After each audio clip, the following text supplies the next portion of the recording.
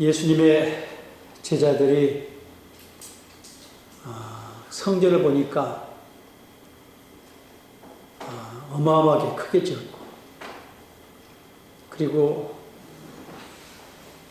돌들이 결코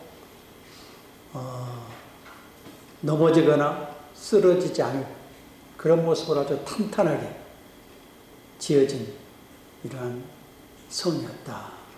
또 성전이었다. 그러니까 자부심을 갖고 있었던 거예요. 결코 이 성전은 무너지지 않을 것이라고 하는 이런 내면의 자부심, 자랑함, 이런 것이 있었습니다. 근데 예수님께서는 뭐라 말씀하세요? 돌 위에 돌 하나도 남지 않을 것이다. 근데 실제 AD 70년에 로마 티투스 장군에 의해서 다 무너졌죠? 완전히 다 무너졌어요. 서쪽 벽 일부만 제하고. 그 기초석 위에 그 돌들이요, 어마어마합니다. 보통 무게가 아니에요. 사람의 힘으로 할 수 있는 게 아니에요. 그런 석축들이 다 무너졌어요. AD 70년에 로마에 의해서 무너졌죠. 자, 그게 이게 생각난 거예요. 이 말이 제자들이 생각이 나서 감람산에서 이제 예루살렘을 쳐다보니까, 성을 보니까 결코 무너지지 않을 것 같은데, 그렇게 말씀하셨으니 어느 때에 이런 일이 일어나겠으면 징조가 무엇입니까? 라고 이제 묻죠, 제자들이. 예수님께서 거기에 대한 답변을 이야기를 하시죠. 사실은 이 말씀은 우리에게 주는 말씀이에요. 영적인 의미이기 때문에 그렇습니다. 자, 지금은 마지막 시대를 살고 있다. 이미 시작되었다. 이미. 마지막은 이미 시작이 됐어. 종말의 때는 지금 시작이 됐어. 다시 주님이 다시 오시면 완성이 돼요. 모든 게. 자, 그렇기 때문에 그 징조들은 뭐냐? 오늘 본문 속에서 나오죠. 이러이러한 현상들이 나타날 것이다. 근데 그게 지금 아주 적나라하게 더 잘 우리에게 와닿을 수 있도록 모든 현상들이 더 잘 나타난다. 우리는 이 마지막 때에 하나님의 말씀의 기초 위에 서서 더 잘 분별하고 또 믿음으로 승리하고 말씀으로 승리하는 저와 여러분이 될 수 있기를 주의 이름으로 축원합니다. 오늘 또 세 가지로 나눠 살펴보는데, 첫째, 마지막 때는 적그리스도와 거짓 선지자들이 미혹이 심해질 것이다. 이전에는 그걸 안 그랬느냐? 그랬단 말이에요. 근데 더 강력하게 심해져. 5절 6절 보면 예수께서 이르시되 너희가 사람의 미혹을 받지 않도록 주의하라. 많은 사람이 내 이름으로 와서 이르되 내가 그리하라 하여 많은 사람을 미혹하리라.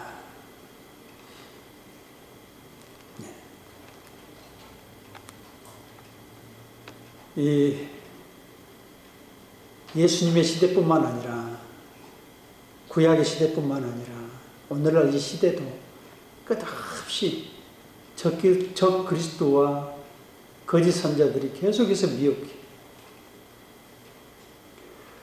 자, 예수님 시대에도 이제 AD 70년 로마가 이제 완전히 멸망을 했을 때 그 전후 자칭 선지자라는 사람들이요 30건이 넘는 사람들이 있었어요.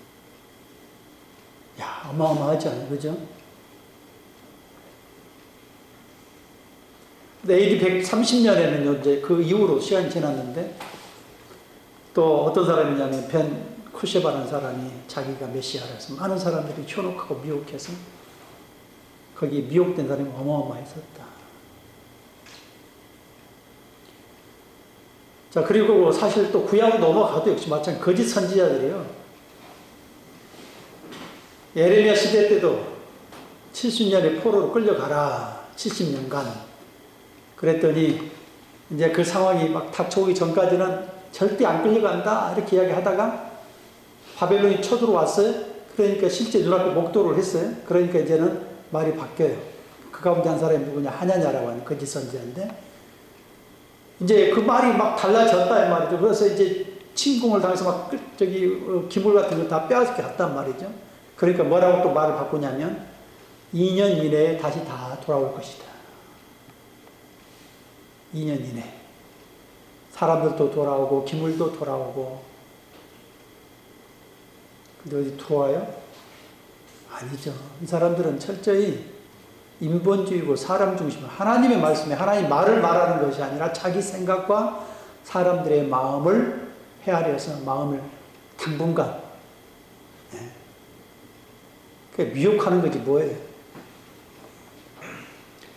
사도행전 21장 38절에 보면 사도 바울도요. 1차, 2차, 3차 3차 정도 돌아왔더니 예루살렘에서 체포가 됐죠. 이제 로마 여행으로 이제 4차로 가게 되는데 로마 이제 압송돼서 가게 되는데 그때 예루살렘에 잡혀가지고 천부장이 이제 그 상황을 정리를 해야 되는데 그때에 천부장이 하는 말이 바울에게 너가 과거에 그 자객을 데리고 소요를 일으킨 애굽 사람이 아닌 그 사람과 같지 않은 사람이냐 그가 같은 사람이 아니냐 이렇게 이야기를 그러니까 사도 바울도 현혹하는 자로 본 거예요. 그러니까 지금 초대교회요 예수님 그 이후로 시대에 계속해서 어마어마한 이자들이 나타났어요. 그리스 헬라 철학의 이혼론이라고 하는 이혼해야 되는 이 생각 자체 이게 어마어마한 영향을 줬고 그 가운데서도 영지주의라고 하는 영지주의가 뭐냐면 도케티즘이라고 하는 그게 예수님을 어떻게 표현하냐면 그렇게 그냥 우리 눈으로만 보여지는 부분 그게 가연설이라고 그래요.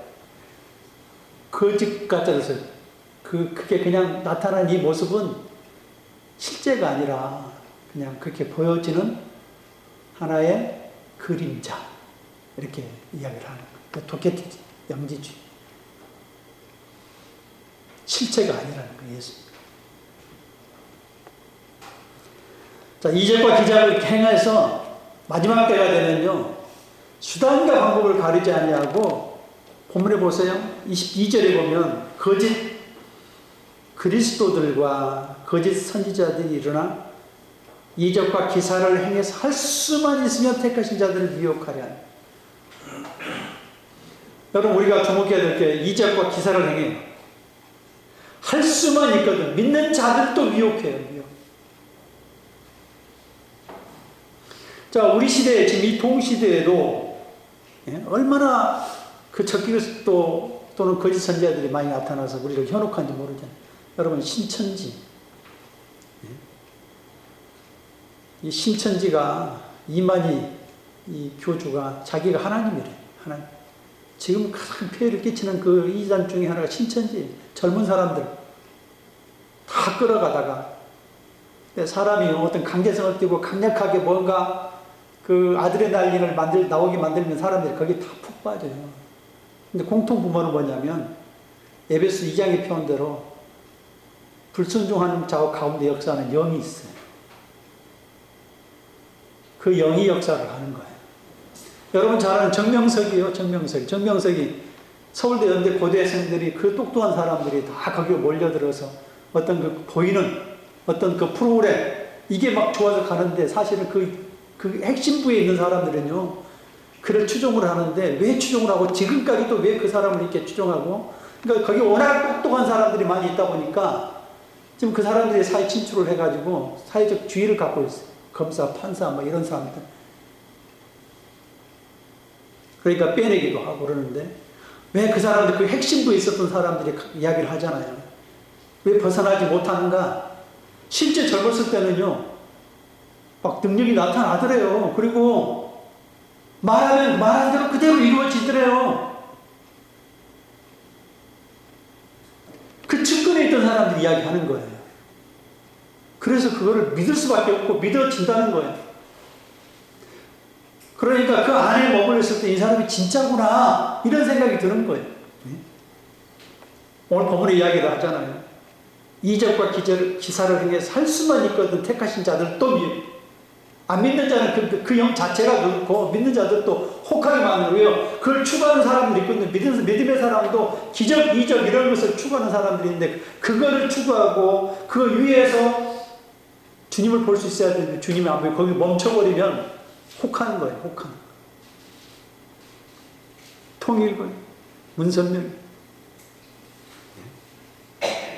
구원파 그 세 부류로 그것도 그 세 가지로 나누는데 뭐 세월호 사건 때 그 이병헌이라든지 지금 그 다음에 그 권신찬의 그 사이가 이병헌이니까 그 다음에 그 지금 이제 박옥수라는 사람이 그 계보를 또 한 계보를 이끌죠. 세 계보 중에 어마어마합니다. 박옥수 구원파.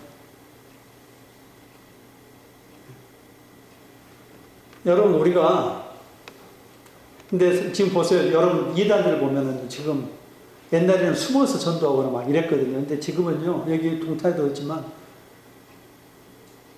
대놓고 해요. 오히려 다 당당히 더 기성교회들을 우습게 봐요. 오히려 밖에 돌아다니면서요 큰 소리 치며 요즘은 전도한다니까요. 참 이게 세상이 바뀌었어요. 내놓고 당당하게. 여러분 이단은 우리가 어떻게 구별을 해야 돼요? 마태복음 7장에 보면은요 7장 15절 이하를 보면 열매를 통해서 분별합니다. 열매를 통해서. 자, 우리 안에 예수님이 있으면 예수님으로 드러나게 되어 있어요. 근데 그래서 거기 표현할 때 그렇게 이야기를 하잖아요. 가시나무에서 어떻게 포도를 거둘 수가 있고 엉겅퀴에서 무화과를 거둘 수 있겠느냐, 딸 수 있겠느냐. 근본적으로 좋지 않은 나무에서 좋은 열매를 맺을 수가 없다는 거예요. 좋은 열매는 좋은 나무에서 나오는 거예요. 좋은 나무는 뭐냐면 그 하나의 상징이잖아요. 주님이 좋은 나무예요. 우리 안에 주님으로 이게 갈아져 엎어지고 주님으로 조성이 되어 있을 때 우리 안에는 뭘로 열매가 나타나요? 예수님으로 열매가 나타나게 되어 있어요. 근데 이 사람들은 전부 다 자기고 어둠의 영이니까 전부 다 사리사욕과 더불어서 자기를 위해서 이용해 먹는 수단이죠. 모든 사람들은 그 영혼에 대한 갈증, 그 영혼에 대한 구원 이런 게 아니라 그 사람은 하나의 이용의 도구밖에 되지 않는다 이 말이지. 젊은 사람이고 뭐하고. 그러니 얼마나 그 영이 피폐하고 죽음으로 가는 그 길에서 안타까움이 있는지 모릅니다. 그럼 우리는 기적을 너무 사모하지 말아야 돼. 아니 기적을 사모해야 되지만 기적 속에 거기서 머물러가지고 주님을 보지 못하는 어리석은 자가 돼서는 안 됩니다. 기적을 통해서 누구를 봐야 돼요? 주님까지 가야 돼요. 주님까지 가지 않는 기적은 그래서 이단을 보십시오. 그 유명했다고 하는 어디 기도원 원장이나 이런 사람들을 가만히 보십시오. 아주 엄청난 능력이 나타나는 사람들 많아요. 근데 전부 다 나중에는 어떻게 돼요? 자기가 메시아가 돼요. 다 자기. 그 마태복음 그 7장 15절 이하의 내용이 그래서 주여 주여 하는 자마다 다 내 자녀가 아니라는 거예요. 다 주님의 이름으로 귀신도 쫓아내고 주님의 이름으로 명령을 해서 많은 일들을 했다는 거예요. 병자도 고쳐내고 방언도 하고 다 주님의 이름으로 했다는 거예요. 근데 예수님께서 뭐라고 말씀하세요? 도무지 나는 너희를 알지 못한 이 불법을 행하는 자들아.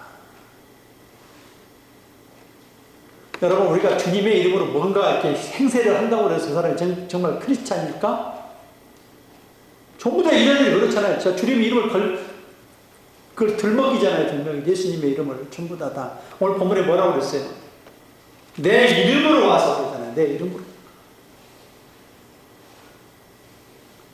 16절에 많은 사람이 내 이름으로 와서 내가 바로 그 메시아다 이렇게 이야기해요. 그 메시아다. 내가 그 메시아다. 우리는 그 열매를 통해 보면 안다고 그랬잖아요. 이 사람이 그 안에 예수님이 있어가지고 정말 예수를 드러내는 거 아니면 사람의 영혼을 편치하고 갈취해가지고 그 영혼을 잡아먹는 사람인가? 자기의 유익을 위해서 그 영혼을 팔아먹는 사람인가? 이용의 대상인가? 아니면 그 영혼을 살리는 사람인가? 이거에 대한 부분에 분별력이 있어야 된다는 게 이게 마태복음 7장의 내용 열매. 예수님의 생명으로 심어주려고 하는 건가? 아니면 자기 이용의 대상인가? 요한일서 2장 22절에 보면은요. 아버지의 아들을 부인하는 것이 이단이라. 예수님 부인해요. 왜? 자기가 메시아가 돼야 되니까. 자기가 최고 존재해야 되니까 하나님도 없어요. 그 요한 2서 1장 7절에 보면 예수님이 육체로 오신 것을 부인해요. 왜요? 자기가 와야 되니까. 자기가 육체로 와야 되니까 예수 육체 오는 거 부인하지. 이때 당시에는 가연설에 의해서 그 영향도 크지만 오늘 이게 똑같이 다 적용이 되는 거예요. 자기가 와야 되잖아요. 육체로 온 사람, 하나 주님께서 보낸 사람이, 하나님께서 보낸 사람이어야 되잖아요. 여러분, 그러니 우리는요, 이 마지막 때에 사람이 기적을 행한다고 해서 물을 쫓아가면 안 된다. 능력을 행한다고 해서 거기에 그냥 함몰 돼가지고 그것에 사람들의 모든 정신을 다 팔려서는 안 된단 말이에요. 물론 하나님이 기적을 주시는 분이고 기적을 행함을 통해서 일을 만들어 가셔요. 그렇지만 우리는 거기에 머무를 것이라 그걸 분별해서 주님이 정말 그 안에 있는가, 그 기적 속에 있는가. 오병이의 기적을 행할 때도 바로 거기 뭘 보고 그의 표적이라고 하는 게 그 의미 속에는 바로 주님을 가리키는 거다 이 말이에요. 모든 기적과 표적들에게는요, 주님을 가리키는 것이 돼야, 그리고 그걸 통해서 주님을 볼 줄 아는 것이 돼야 진정한 표적이에요. 거기서 주님을 보지 못하는 기적은요, 기적이라 할 수 없어요. 기적을 일으킬 때는 주님을 보여주시고자 하는 거예요. 그 사람을 보여주는 것이 아니라 그걸 통해서 야, 이 사람이 기도했으니까 이렇게 해가지고 자기를 드러내는 것이 아니라 이 사람을 통해서 흘러온 능력이 흘러왔더라도 뭐가 보여야 돼요? 회복과 치유를 이루었다 할지라도 주님이 보여야 돼요. 최종. 왜 우리는 도구입니까? 이용의 대상이 아니라 그 영혼을 살리는 거기에 가치를 가지고 우리는 살아가는 삶을 돼야 돼요. 근데 마지막 때 이게 그러면 우리가 지금 앞으로 살아가는 삶 속에서는 이런 것이 더 강력하게 온다. 기적들, 이단들이 더 기적을 많이 해요. 예? 이단들이 능력도 막 행한단 말이에요. 그리고 말도 다 맞아요. 말하는 것보다 맞아요. 마치 예언하듯이, 미래 일을 예언하듯이. 우리는 거기에 속아 넘어가서는 안 됩니다. 에베소 2장의 표현대로. 그 배후의 역사는 영이 있다. 불순종의 영이 있어요. 그 영은 영끼리 연결돼요. 그 영에 거짓 영은 거짓 영들이 모여들어요. 같은. 예? 요한복음 10장에 그 음성을 듣는 사람이 누가 음성을 들어요? 주님의 음성은요. 주인의 음성은 목자의 음성은 양은 자기 목자인 모든 음성을 듣는 거예요. 우리가 주님의 음성을 아무나 들을 수 있는 게 아니라 우리가 주님의 자녀일 때, 양일 때 주의 음성이 들리기 시작을 하는 거예요. 그래서 유유상종이라는 게 우리는 주님의 자녀라면 주님의 음성이 들리기 시작하고 주님에게 관심을 갖고 주의 말씀에 귀를 기울이게 되어 있고요. 그렇지 않은 사람은요, 어둠의 영, 이단의 그리스도, 적그리스도한테는 적그리스도 그 영이 붙어 있기 때문에 그 영이 역사는 영이기 때문에 거기는 끼리끼리 또 모여든다. 그럼 우리 마지막 때일수록 하나님 말씀의 기준에 서서 적그리스도와 거짓 선지자들을 분별하고 승리할 수 있는 저와 여러분 될 수 있기를 주의 이름으로 축원합니다. 두 번째로 전쟁과 자연재해가 더 심해집니다. 7절 8절 보면은 난리와 난리의 소문을 들을 때 두려워하지 말라. 이런 일이 있어야 하되 아직 끝나지 아니하니라. 민족이 민족을 나라가 나라를 대적하여 일어나겠고 곳곳에 지진이 있으며 기근이 있으리니 이는 재난의 시작이니라. 전쟁과 지진과 기근, 고통이 심해질 거라는 거예요. 예. 지금 전에는 없었느냐? 있었어요. 근데 심해진다는 거. 아까도 적그리스도와 거짓 선지자의 그 거짓의 능력들이 더 심해져요. 강도가 심해진다. 지금도 이게 마찬가지. 전쟁과 자연재해가 더 심해져요. 오늘 본문에 보면은요, 뭐라고 그랬냐면 8절에 민족이 민족을, 나라가 나라를. 민족이 민족으로는요, 종족이 종족 간. 그러니까 국내 간. 그 다음에 뒤에는 나라가, 국제 간. 전쟁과 치열한 갈등, 다툼. 이런 것들이 비일비재하게 드러난다. 국제적이고 국내적인. 그러니까 좀 더 포괄적으로 이야기한다면 종교, 그 다음에 피부색, 그 다음에 성향, 뭐 등등 모든 게 다 포함이 될 수 있다. 이념, 사상, 뭐 이런 것, 모든 것. 그러니까 다 부딪히는 거예요.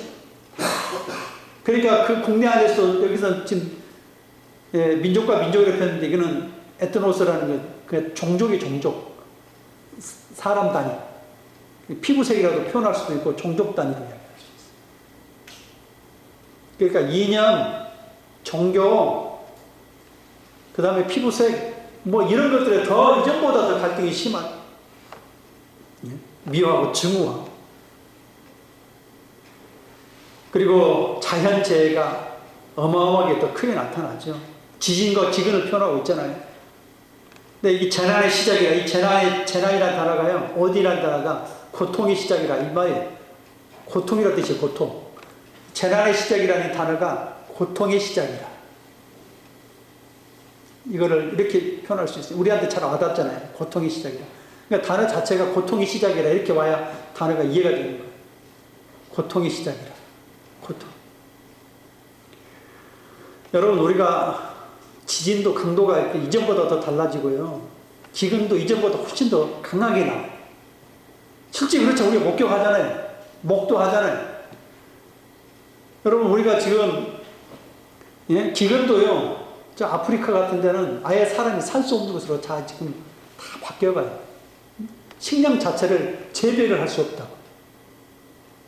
그나마 구황작물이 이 옥수수 같은 거는 이렇게 심어서 사람들이 그나마 물이 적어도 살 수 있었고 그걸 길러수 있는데 이제는 그조차도 못하는 거예요. 그 다음에 동물들도 지금 보세요. 뉴스에 나온 거 보면은요, 이 아프리카 대륙 쪽에 있는 때는 다 지금 이미 짐승을 키울 수가 없는 상태가 되어버렸어요. 호주에서 산불 일어나는 거, 그게 폭염으로 인해서 오랫동안 가뭄에서 너무 대지가 말랐고 또 자연을 발화해가지고 일하는 경우가 많아요. 여러분, 지금 폭풍 보세요. 폭풍 어마어마하잖아요. 이번에 플로리다 쪽에 갔던 그 폭풍도 거의 200km에 달, 시속 200km, 150km 넘어가면 사람이 날아가요. 다 날아가 버려요. 그게 이제 앞으로 더 강도가 세진다는 거예요. 문제는. 자, 지금 보세요. 이 환경이 파괴되면서 오존층이 뚫렸어요, 이미. 그리고 그게 커지고 있어요. 그리고 북극과 남극 얼음이 다 녹고 있어요. 그리고 해수면은 높아져요. 제주도에서 그걸 재보니까 제주도에서 벌써 이미, 지난번 한 2, 3년 전에 통계를 보니까 한 1m가 높아졌다는 것 같아요. 그 옛날 바닷길을 바위 쪽으로 이렇게 흘러가는 그 도로에 그 사람들이 걷는 운동하는 걷는 그 도로가 있었는데 그 도로를 지금은 침수가 돼서 물이 만조가 되면 들어오면 못 걷는다는 거예요. 그게 몇 년 전이에요. 그래서 태평양에 있는 나라들 있잖아요. 남태평양에 있는 나라들. 마셜군도나 키리바시 공화국이나 투발루나 이런 데 이렇게 지면이 낮은 나라들, 조그만 섬나라들 이제는 다 잠겨가는 거죠.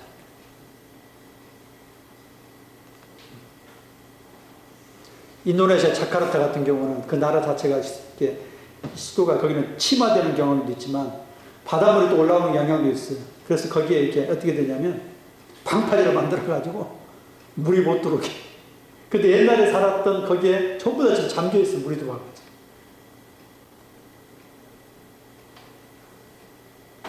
여기 성경이 나와 있어요. 성경에 계시록에 계시록 6장, 8장, 그 다음에 16장에 보면은요. 3중 7대 재앙 나오잖아요. 7 인을 뗄 때, 7 나팔을 뗄 때, 7 대접을 뗄 때, 각각의 천사들이 뗄 때마다 하늘과 땅과 바다와 강과 우리가 살아가는 삶의 모든 영역 속에서의 각각의 천사들이 뗄 때마다 3분의 1이 죽어나가고, 그 다음에 7 나팔을 뗄 때에 처음에는 4분의 1이 오염되거나 죽어나가거나, 이게 그 다음에는 확대가 돼요. 3분의 1로. 계시록 8장에 보면, 처음에 6장에서는 4분의 1, 계시록 8장에 보면 3분의 1로 커져요. 그 다음 계시록 16장에 보면은요, 근원 자체가 전부 다 생명이 죽어요. 그리고 근원 자체가, 물 자체가 오염이 먹을 수 없고 흘러가는 거예요. 계시록에서 우리는 정확하게 알려주잖아요. 4분의 1에서 3분의 1에서 그 다음에 전부로 근원 자체, 흘러나온 물 근원 자체, 그 다음에 모든 살아있는 생명체들이 다 죽어간다, 이 말이에요. 해, 달, 별이고 뭐 우리가 살아가는 삶의 터전이고 강이고 바다고 확 바꿔버리잖아요. 그래서 계시록 21장에 새하늘과 새 땅이 나오잖아요. 왜 이 땅에서는요 더 이상 살 수 없는 곳이 되는 거예요. 그게 점점 강도가 세지는 거예요. 지금 여러분 우리가 오존층이 뚫려 있는 이거를 다시 메꿀 수 있느냐 안 됩니다. 지금 여기에 지금도 느끼잖아요. 전 세계가 요 1년 전후로 해가지고 어마어마한 그런 자연재해를 느끼잖아요. 중국에서 폭우가 내려가지고 우리나라에서 저 남부지방 여기 중부지방 포함해가지고 어마어마한 강 들어가지고 남부에는요 먹고 살 것이 없다고 섬지방 같은 경우는요 배로 계속해서 물을 퍼다주는 그리고 댐이 다 말라가지고는요 남부 쪽에는 말라가지고는요 이러다 죽겠다 전부 다 그랬었다고요. 그러다가 비가 왔는데 한 번에 막 이렇게 어마어마하게 내려가지고 침수가 되니까 강둑이 다 무너지고 그래서 큰일을 당했죠. 우리나라만 비단 그런 게 아니라 전 세계가 중국요? 어마어마하게 얼마 전에 다 무너졌잖아요. 사람들 어마어마하게 죽었잖아요. 지진이요? 어마어마하잖아요. 지난번에 튀르키예도 그렇고 이번에 모로코도 그렇고 강도가 만만치 않습니다.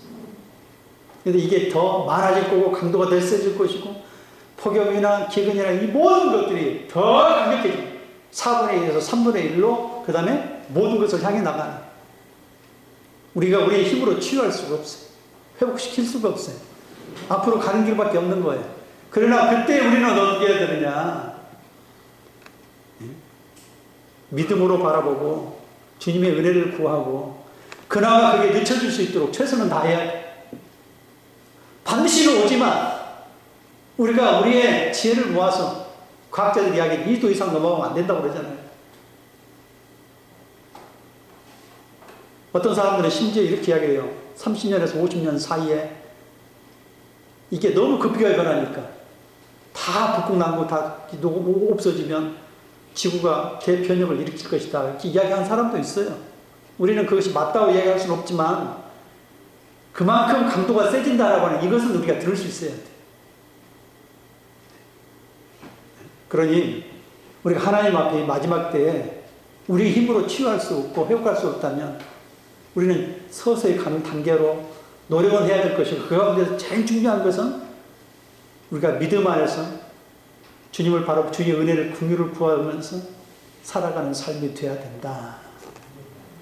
마지막 때 자신의 믿음을 지키고 믿음으로 승리하는 저와 여러분 될 수 있기를 주의 이름으로 축원합니다.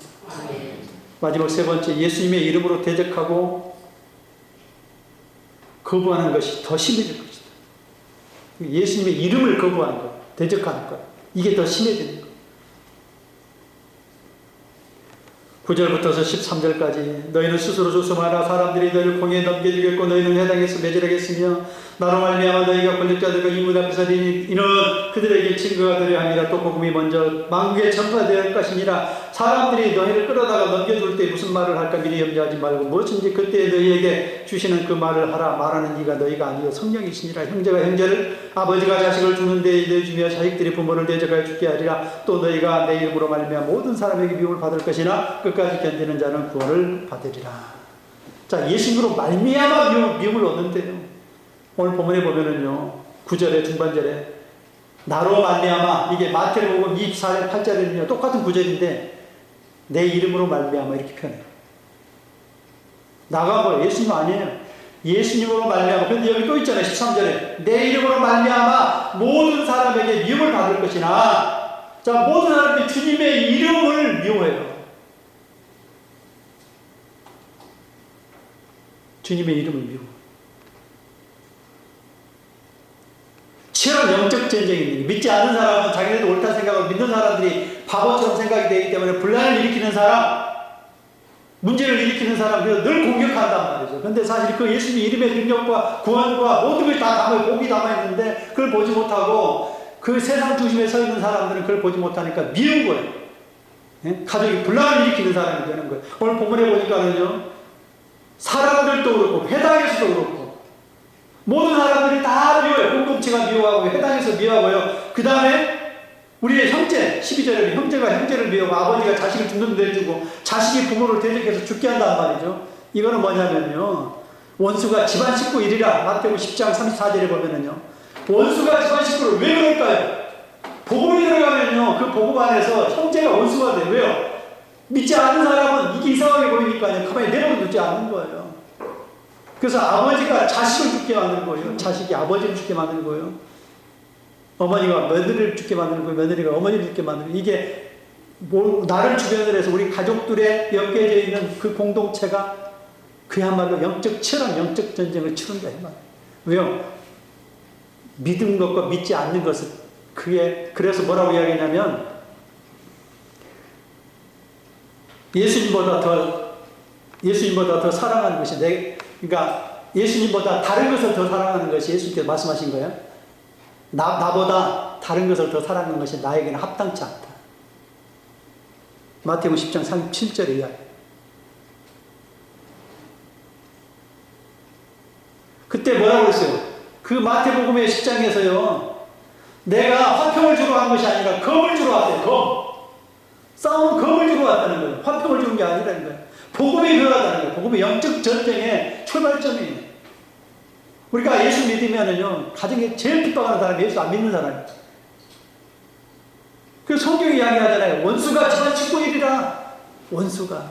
오늘 본문에 그 이야기를 하고 있는 거예요. 12절에 형제가 형제를, 아버지가 자식이 부모를 대적해서 죽게 한다는 것은 가정 안에서 믿는 자와 믿지 않는 자, 어떤 사람은 복음을 받아들이면 그것에서 영적 전쟁이 일어나가지고, 예? 지금도 이슬람 문화 속에서는요, 만약에 기독교를 믿거나 그러면 다 죽이잖아요. 형제가 없잖아요. 자식도 죽여요. 투석형으로 죽여요. 명예형이라고 그랬어요. 치열한 영적 전쟁이 가정뿐만 아니라 아까 이야기했던 모든 사람들, 회당에서, 공동체 안에서 마지막 때면 이게 더 강하다. 더 강하다. 영적 전쟁이 더 치열해진다. 원수가 자기 집안 식구가 되는 거예요. 믿는 사람, 믿지 않는 사람이 갈라지는 영적으로. 그래서 예수님께서 마가복음 3장 34절에 이야기하기를 내 뜻대로 행하는 자가 바로 형제요 자매요 내 모친입니다. 예수님께서 내 뜻대로 행하는 자가 진짜 내 형제고 자매고 모친이 된다는 거예요. 영적으로 하나가 되는 사람이 비로소 내 형제 자매라, 내 부모고 자녀가 될 수 있다. 그렇지 않으면 절대 하나가 될 수가 없다. 치열한 영적 전쟁에서 죽는 데까지 내주는 거예요.